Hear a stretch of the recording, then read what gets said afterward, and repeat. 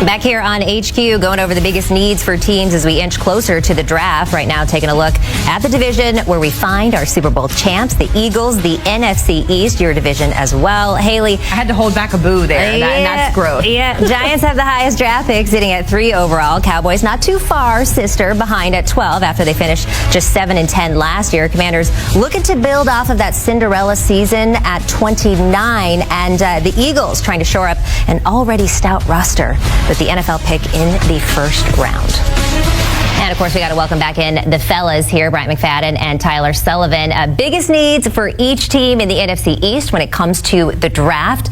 Giants at number 3. Look, it's no secret that they need a quarterback, all right? But they need a whole lot more there, right, B-Mac? So where did the Giants put their focus? Is it quarterback? Is it playmakers? Is it everybody? Quarterback. Plain and simple. Plain and simple. Draft your young quarterback and build around him. Great job in selecting Malik Neighbors in the first round a year ago. But go get him a proven quarterback that he can build a relationship with. And the same can be said for the entire offense. They've been struggling. The entire Daniel Jones saga was not good. And clearly, he's no longer a part of their organization. Got released a year ago. So trying to find that young quarterback is the way to go for me with the New York Giants. Yeah, I mean, there's no other option, right? It has to be a quarterback for the New York Giants. I mean, like, you saw what happened this past season, and they just had zero quarterback play, and it's part of the reason why they're picking number 3 overall at this draft this spring. My concern is, and it was similar to what we were talking about with the New York Jets, my concern is where are they going to be able to find this quarterback? Because it sounds great. Okay, you have number 3. Shedeur Sanders or Cam Ward will certainly be there for you, right? Well, I still have my doubts. I know that Tennessee has been showing you that they might not take a quarterback. Same thing with the Cleveland Browns. Like, they might take Abdul Carter to help replace Myles Garrett if they decide to move off of him. You can make the cases for all that. But at the end of the day, I look at both of those rosters. I look at Tennessee's roster. I look at Cleveland's roster.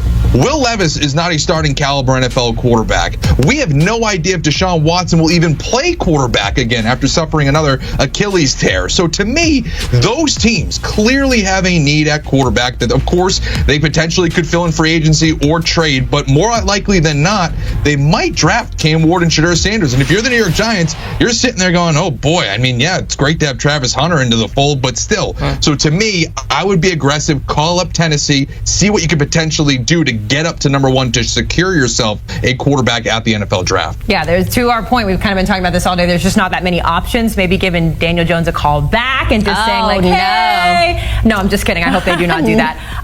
Let's talk about my Cowboys, gentlemen, because we know that it is an experience anytime America's team is in the spotlight.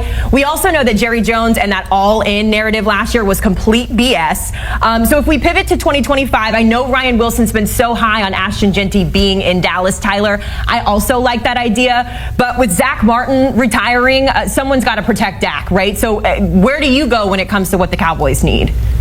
Yeah, you can certainly go with the offensive line, but to me, it just seems so obvious, right? Like, it should be Ashton Genty. It seems like that is such a clear and obvious pick that they attack the running back position, but specifically go after Genty with that first-round pick, because we've seen, I think this past year's a great example of, if you have an elite running back, it does change how opposing defenses attack you and how much easier life is. And I think that Genty is in that conversation of maybe not right away in year 1, but certainly throughout his career has the capabilities and the sheer talent to be one of the top running backs in the entire NFL. And we're looking at a Dallas Cowboys team, and you know this, Haley. I mean, they were absolutely awful at running the football last year. Bottom 10 in the NFL rushing, bottom 3 in yards per attempt. They couldn't do anything. So, you know, and you kind of mask it. Okay, well, Cooper Rush was in there for most of the year. Dak got hurt. It didn't matter. We could have been under center. They still wouldn't have been able to run the football. It just seemed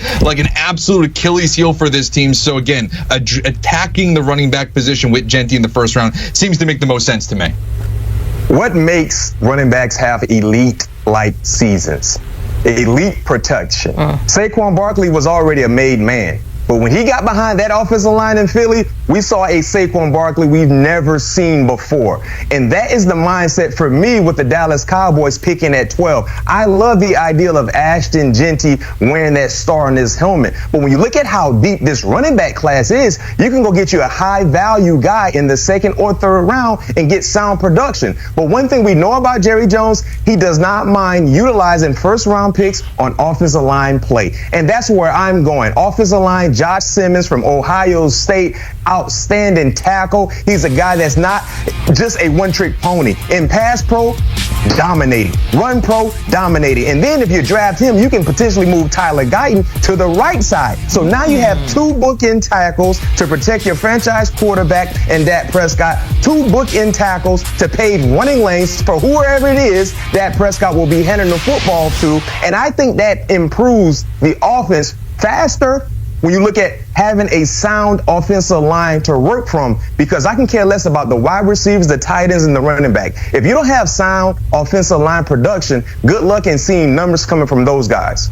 I agree with everything that they're saying. What do you think for your team you need more, running back or O-line? We need an O-line. I love Rico Dowdle. I have been on Rico Dowdle's fan group for quite some time now, so I'm so glad that he had the big breakout year. But to B-Mac's point, like, Dak is always hurt. We need an offensive line. Zach Martin has been a staple for 10 years on that O-line. Give me offensive linemen in Dallas, please, Jerry. Please, Jerry, we're pleading with you here on HQ. All right, fellas, how about the Commanders? Magical season, right, for them. Jaden Daniels, Rookie of the Year, and then some. But he was the one who carried this team to the NFC title game, and their shortcomings were really put on display. What needs do the Commanders need to focus on coming up in this next draft night? We'll start with you, Sully.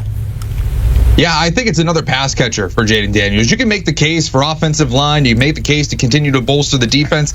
I believe they'll do that with the ton of cap space that they have. I think currently they have like the third most cap space, and that's not even accounting for when they move off of Jonathan Allen. So they're going to have capabilities to bolster the roster, you know, in any which way they want in free agency. But to me, I think that they need another pass catcher. Terry McLaurin's unbelievable, one of the best wide receivers in the NFL. But you know who was number 2 in receptions, receiving yards, and receiving touchdowns for the Commanders last year? It was Zach Ertz, who's currently a free agent and at the twilight of his career. So to me, you still need someone there for Jaden Daniels to grow and develop with. To me, I don't know if he'll still be there, but if somehow they could get Tyler Warren out of Penn State to replace the shoes of Zach Ertz at that tight end spot, I think that would be a fascinating addition to pair with Daniels. All right, guys, I'm told we're tight on time, conveniently. So we got to talk about the Eagles who won the Super Bowl. Oh, sorry, B-Mac, I cut you off. I was so ready to move past. What do you think about the Commanders before we now even have less time to talk about the Eagles?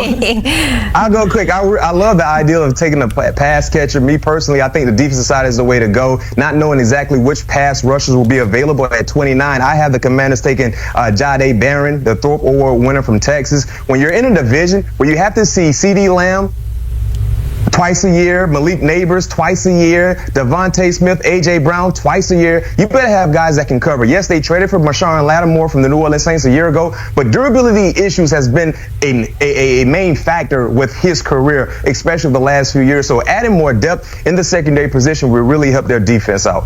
All right, now we've got 15 seconds for both of you to talk about the Super Bowl winning Eagles. So, B-Mac, because I cut you off, I'm coming to you first. What do the Eagles need to do to get back to the Super Bowl next year? Linebacker Jahed Campbell from Alabama. When you look at who he is as a player, he's an off-ball linebacker, but he has the ability to rush the passer. Remember, Zach Bond had an all-pro year. Only received $3.5 million, so you know he's going to get a significant pay raise. Will it be with the Eagles? We don't know, but he will have a really, really nice market. And then you look at Nakobe Dean. He tore his patella tendon in the wild card game, not knowing exactly where he will be health-wise. I think Campbell is the way to go in terms of adding more depth to the off-ball linebacker position, and he can be utilized as a pass rusher. Yeah, I like that spot there for linebacker for the Eagles. But to me, it's edge rusher. You referenced Zach Bond being a free agent. You know who's also going to be a free agent is Josh Sweat. And so if you can continue to build on that strength off the edge, if you can get a James Pierce out of Tennessee or Mykel Williams, if he falls to you out of Georgia, another Georgia Bulldog, to me, that's where you need to go if you're Howie Roseman and the Eagles. I don't like it, but they were the best team in football this year. They don't need to be better. We don't need to make them better. The NFC is, we're full. Good. We're full. We're good. Guys, Always a good time talking ball with the both of you. Taking a look here at the odds to win the NFC when it comes to the NFC East. This hurts my feelings even more, but it doesn't matter. Of course, the Eagles are a plus 300 favorite to win the NFC, followed by the Commanders at plus 850. My Dallas Cowboys got some work to do, 25-1 odds, but not as much work as the Giants, who need just a little bit of everything going into this 2025 season. Welcome back.